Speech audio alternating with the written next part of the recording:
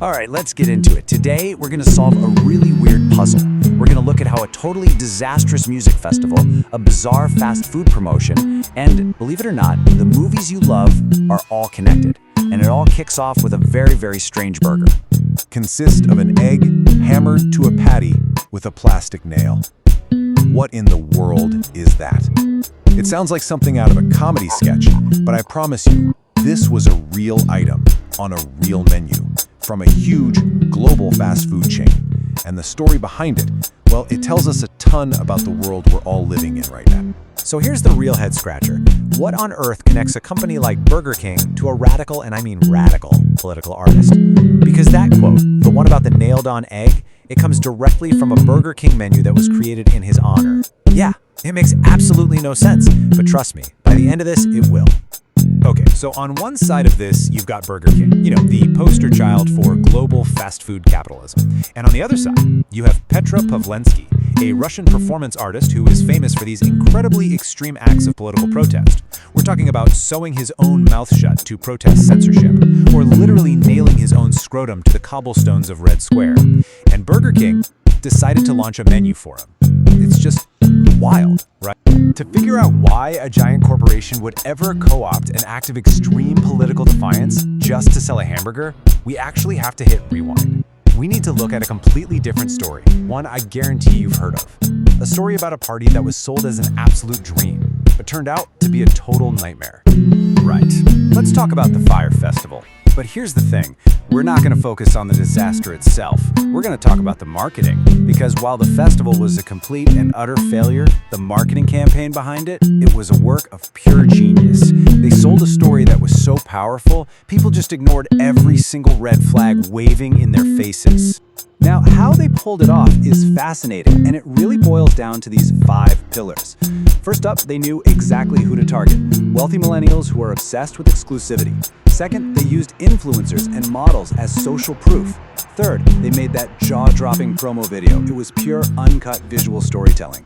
Fourth, they totally weaponized social media with that one simple orange tile. And finally, number 5, they mastered scarcity and FOMO, the fear of missing out, to create an insane level of demand. I mean, it was a masterclass.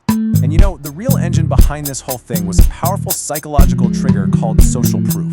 Dr. Robert Cialdini explains it perfectly here. Basically, we're wired to look at what other people are doing to figure out what we should be doing. So when Fyre's organizers paid all those supermodels to post about the festival, they weren't just advertising. No, they were sending a message. Hey, this is the place to be. This is what all the cool, important people are. And this number right here, this is what just blows my mind. Over 400 influencers posted that simple orange square. That's all it was. And the festival sold out, with some tickets going for $12,000 in less than 48 hours. The story was so compelling, nobody even cared that they hadn't seen the actual product. The performance was the product. But see, Fyre Festival wasn't just some freak accident. It was actually the most extreme symptom of a much bigger cultural shift that's happening all around us. We're now in a world where the curated performance of an experience is often seen as more important than the actual experience itself. I mean, just look at live music. Big events like Coachella are now called the Influencer Olympics. It's become less about the music and more about getting the perfect photo to prove you were there. And this has led to all sorts of problems. Insane ticket prices, awful concert etiquette, and crowds of people who are watching the show through their phone screens instead of with their own eyes. It's gotten so bad that incredible artists like Mitski have said they feel like they're being consumed as content, not experienced as performers. And this whole performance culture, it trickles down. As this source from Planet Detroit points out, social media has basically blown up the whole idea of what it means to be a celebrity. Now, every little part of a person's life is a performance that's up for grabs. And that creates this immense pressure, especially for younger people, to live up to these perfectly curated and often totally unrealistic online stories. So that brings us to the really big question. Why? Why are we so drawn to these specific kinds of stories about secret worlds and exclusive access? Well, the answer is kind of fascinating. It's because we've been culturally conditioned our whole lives by the fiction we read and watch. So let's look at the first big piece of this puzzle, a storytelling trope called the almighty janitor. This is that character who seems totally ordinary on the surface. A gardener, a janitor, a bartender. But secretly, they hold all the power or all the wisdom. They're basically the gatekeeper to a hidden world. Oh, you absolutely know this character. It's Mr. Miyagi, the quiet maintenance man who's secretly a karate master. It's Gwyneth, the bartender who gives Captain Picard the exact advice he needs to heal. Fire Festival sold itself as an almighty janitor experience, a simple party on an island that was secretly the key to an elite hidden universe. We are just wired to fall for that story. Okay, but what happens when these stories get so detached from reality that they're just completely absurd? You know, like a fast food chain making a burger based on a political dissident? Well, that's when our culture pulls out its main coping mechanism, comedy. And the tool it uses is another classic trope, the comically serious. This is when a character stays completely deadpan and serious in a situation that is absolutely chaotic or ridiculous. Their stone-cold, straight-faced reaction is exactly what makes the whole thing hilarious.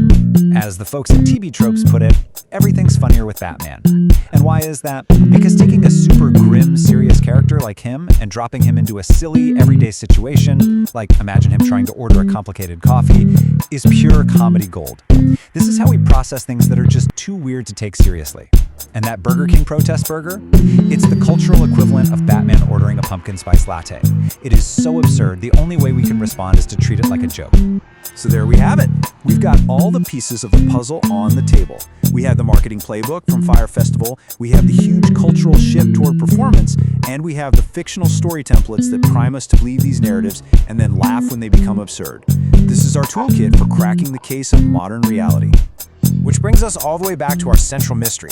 What is the fundamental thing that connects a music festival that sold a fantasy and a hamburger that co-opted an act of extreme political defiance? What's the thread that ties them together?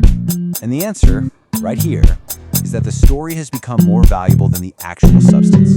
Think about it. Fire didn't sell tickets to a festival, it sold access to a story about being an elite insider. Influencers don't really sell products, they sell a story about a desirable lifestyle.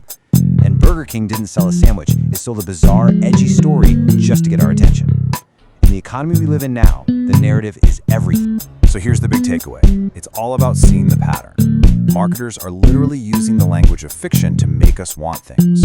Social media gives us a stage to live inside these carefully crafted stories. And when it all gets too ridiculous, we use comedy to make sense of it. The most important skill you can have in this world isn't to reject the stories, but to simply learn how to recognize them, and to always ask yourself, who benefits from me believing them?